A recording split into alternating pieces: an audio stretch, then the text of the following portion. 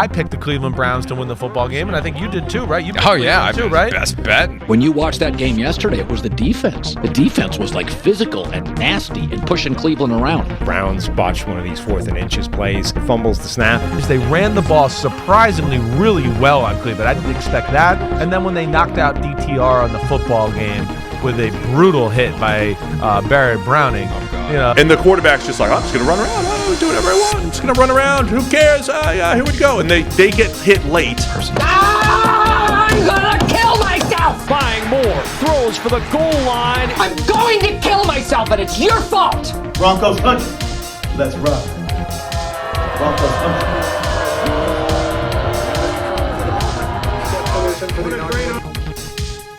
My people, we are finally back home after 2 weeks of on remote location recordings. So great to be back. This was another one where I know in our preview, I gave my prediction. I thought that the Browns would have won 27-24. Honestly, I think if DTR doesn't get injured, that is very realistic. I thought that he was getting hot. But first, let's go on, which seems to be the biggest hot topic whenever the Browns lose. Browns Twitter in particular likes to find one play to place all of the blame on each and every single week. And very infrequently do we ever put it in the hands of the players when it comes down to their execution. And there were multiple plays in this game where it simply came down to player execution that wound up making routine plays, a couple yard loss, a potential touchdown or 2-point conversion into disasters that put them behind the 8 ball, for a lack of a better term. So let's start with the first one. The Harrison Bryant fumble when they were going for it on 4th and 1. That is a play that has worked all season. It has sparked big moments. We remember the first time they ran it with the toss to Kareem Hunt, wound up resulting in a touchdown. It's been a high percentage conversion play, and immediately people saying, oh, that damn play, that needs to be retired right now. It's such an oversimplified way of looking at the game, honestly. Like, you can't just scrap something because it doesn't work once. Does it need to be executed better? Absolutely. Has history shown that when that play is run, it usually doesn't result in disaster? Absolutely. Sometimes you would like to see things more simplified, the way where in a similar situation, they just said, hey, we're just going to run power with Kareem Hunt, let him jump up and over the line. Sometimes simplicity is better, and I'm not advocating for or against any particular play call, but just because something doesn't go the right way, because there's a bad exchange between the center and the guy taking the snap, doesn't mean that you have to put it on the shelf when it has been effective. So now let's talk about the reverse to Pierre Strong. In that scenario, Pierre Strong just has to keep possession on that exchange. It wasn't the play call that made him fumble.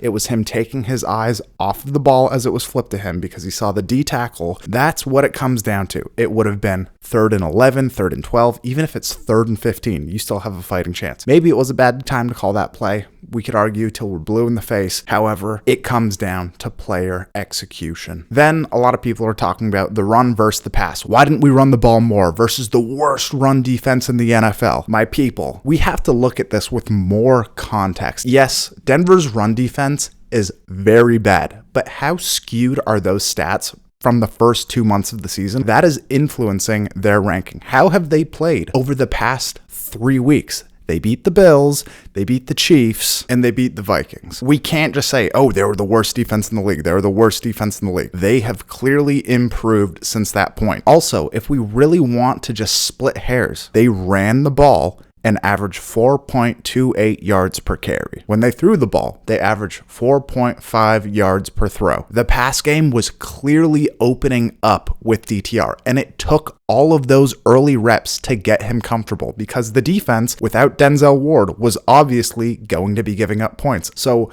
what are you going to do? You can't just run the ball all day. And again, I am not arguing against running the ball, but just to act like how Mark Sanchez was saying, I just don't understand why they aren't running the ball. Like, Mark Sanchez is saying that 5 plays into the game. DTR was just getting hot. If he doesn't get injured in that game, they continue to blend the run and the pass the way that they were, and their offense continues to stay hot. It gave them the ability to make huge chunk plays, and that was what I like to see, because if we're really talking about making a Super Bowl run. DTR is the most talented guy on this roster to be able to do that in terms of arm talent and speed, and we have to give him as many reps as possible so he's ready for that late season push. This game doesn't knock you out of the playoffs just because you lost it. However, DTR needs as many reps throwing the ball, getting comfortable with these receivers as possible. So I think that also played a role in it. So a quick word on Cooper and Njoku. Hopefully Cooper is good, his ribs will heal, but on that 2-point conversion, man, you have got to have that. Even not converting on that play right there, that takes a lot of wind out of your sails when you're building up momentum. You go for it on 4th down. DTR makes a great throw to Harrison Bryant. Then you get a great play call like that coming out on the 2-point conversion. DTR again makes a great throw and you drop that. Like, things weren't clicking. There were missed blocks, misassignments, offsides, false starts, a lot of bad. And most of it just comes down to fundamentals. Catch the ball, block, no pre-snap penalties,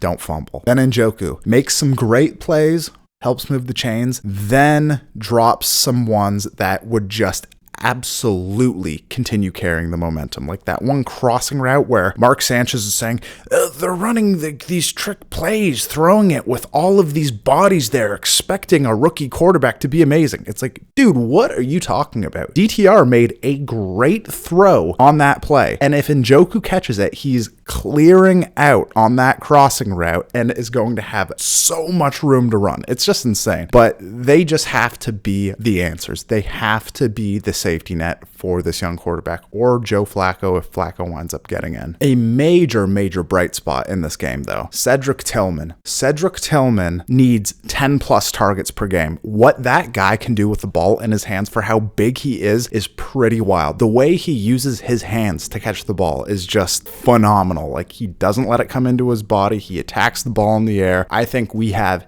a true stud in the making. And even in the preview video that I did with my dad and my brother on Thanksgiving, I said that Cedric Tillman was going to have a big game. I picked him to score a touchdown. It didn't happen. Almost on that slot fade that they ran, that I'm pretty sure Elijah Moore converted the wrong way. I think that ball was supposed to go to Cedric Tillman, and I think he would have made the catch if Moore wasn't there. However, I picked him to have a big game, and we have to remember, like, Randy Moss came out and said that he's the best young receiver he's seen in the past 15 years, and that teams are going to be kicking themselves for not drafting him. Very excited about Cedric Tillman, and I think he's going to take some big steps throughout the last few weeks of this season. Okay, now let's talk about this defense. I think we have 3 very good corners. 2 of them are great and 1 is good. We know who they are. Denzel Ward is the guy. Martin Emerson is a dog. Greg Newsome, I love Greg Newsome. This is no shade towards him whatsoever. He would be the best corner on a lot of, probably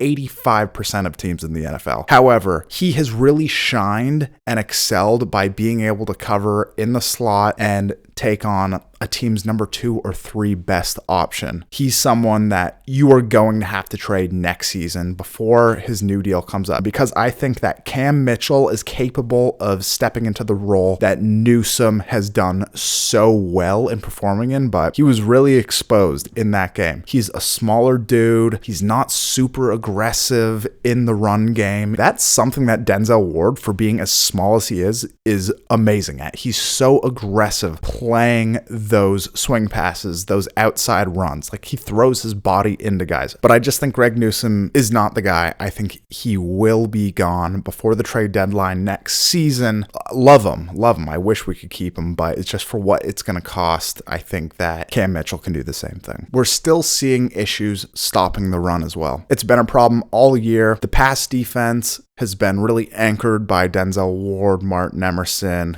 Grant Delpit, and the pass rush. But when we see those missing pieces, when we see Myles Garrett getting held and it's not getting called, when we see him have an injury and he's getting moved in and out of the lineup, you just start getting slice and dice, pieced apart. I do think there were some bright spots in the defense. JOK, I thought he had a fantastic game. He needs to continue to be that guy who creates turnovers, punches the ball out, gets tackles for loss.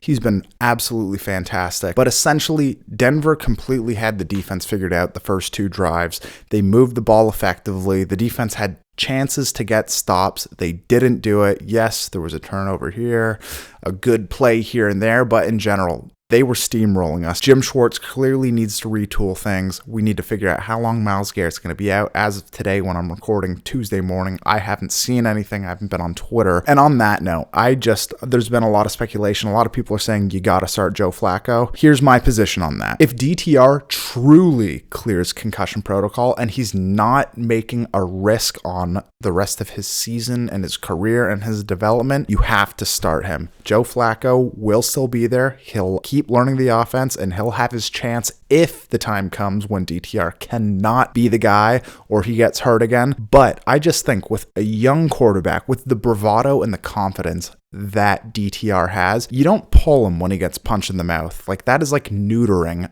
a guy with the fight, with the will to keep going. You don't pull the rug out from under him like that. You give him another chance to go out there and continue to build off of that great performance he was starting to put together. DTR is a young dude, very raw, but we saw that Stefanski was putting him in the right position to make plays, and the trust that he put in him. If we lose that game, I would have rather done it with DTR throwing the ball 45 times than us saying, oh, we got to limit mistakes and just keep running it between the tackles. It was going to be a slugfest no matter what. The defense really couldn't stop much. Yes, they had some good series, but the Broncos were moving the ball a lot. That was going to be a shootout down to the end, and I like knowing that a guy has enough practice shots, enough throws and reps to be confident when it comes down to it. But that's just me. You guys can tell me otherwise. I know a lot of people think that the run game is our one main strength, so we should just do that and beat people down. It doesn't work like that in the playoffs. If we make the playoffs, we need a quarterback who can throw the ball, who can convert big plays, and we were starting to see that from DTR. On the other hand,